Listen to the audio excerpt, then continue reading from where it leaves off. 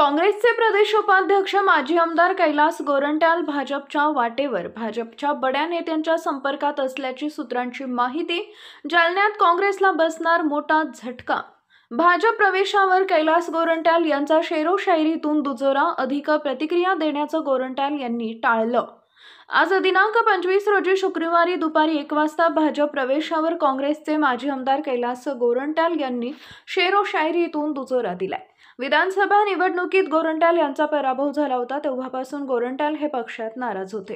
काँग्रेसचे प्रदेश उपाध्यक्ष आणि जालन्याचे माजी आमदार कैलास गोरंट्याल हे भाजपच्या वाटेवर असल्याची जोरदार चर्चा जिल्ह्यात रंगू लागली आहे। पक्षप्रवेशासाठी गोरंट्याल भाजपच्या बड्या नेत्यांच्या संपर्कात असल्याची सूत्रांची माहिती आहे। विधानसभा निवडणुकीत पदाधिकाऱ्यांनी विरोधात काम केलं।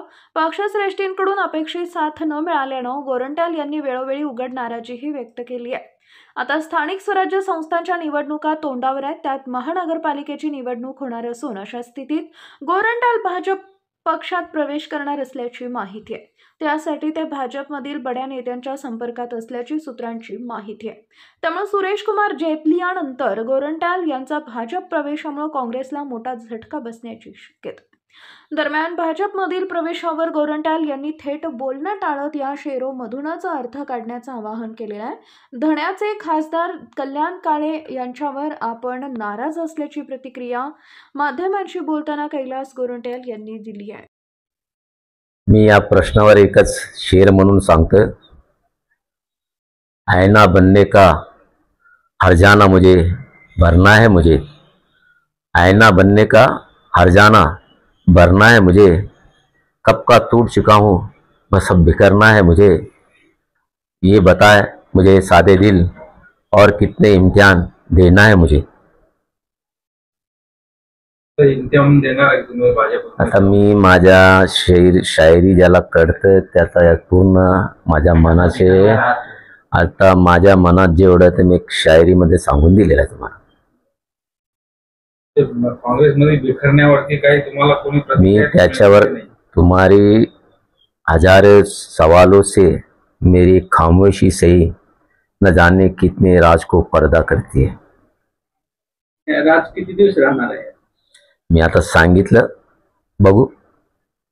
परवा दिवशी आपण बॉम्बस्फोट करणार आहे असं म्हटलं, काय असणार? नाही, ते वेगळं बॉम्बस्फोट होता। त्या बॉम्बस्फोट असा होता की संगीता नगराध्यक्ष असताना भ्रष्टाचाराचा खोतकरने जे केलं आहे, तर ते असं आम्ही कोणी फॅमिलीवर जायचं नाही जायचं असं आमचं पण ठरलं होतं, पण त्याने माझी फॅमिलीवर अटॅक केलं। तर माझ्याकडे फार प्रूफ आहे।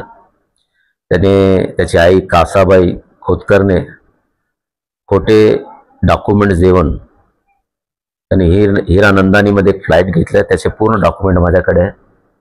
आणि त्या डॉक्युमेंटमध्ये त्यांना असं लिहिलेले माझ्याकडे आहे, तुम्हाला वाटलं तर मी देतो, की मला महाराष्ट्रात घर नाही आणि मी किराणे राहते। आणि बघितलं तर त्यांचं घर 94 मध्ये त्याने घर घेतलं, त्याचा कासाबाईचा उल्लेख आहे। त्याने जे फॉर्म भरून दिला त्यात असं लिहिलं की मी भाडेकरू आहे, आणि भाडेकर कोण? वाडेकर आहे। आणि माझी वार्षिक उत्पन्न 36,000 रुपये काही दाखवलं।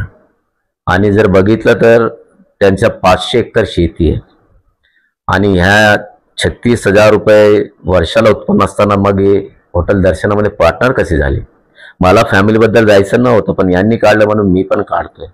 माझ्याकडं फार आहे। त्याचा जावाई कोणत्या वर्षात क्रिकेट खेळला, 19 वर्ष, एक 22 वर्षाचा असताना तो अंडर-19 खेळला। माझ्याकडे सर्व प्रूफ आहे। आता मी त्याच्या मागे लागणार आहे। विषय तो सध्या निघतोय तुमच्या प्रवेशाचा, त्याच्यावरती काही विशेष बैठक घेणार, कार्यकर्त्यांची चर्चा करणार आहात? तुमच्या मनात ठरलंय, फक्त लोकांना सांगायचं राहील, मनातच नाही ठरलं? मी जे शेर म्हटलो ना, तुम्ही जरा वापस हेडफोन घालून जर ऐकलं असतं ना, त्यात पूर्ण सारांश आलेला आहे।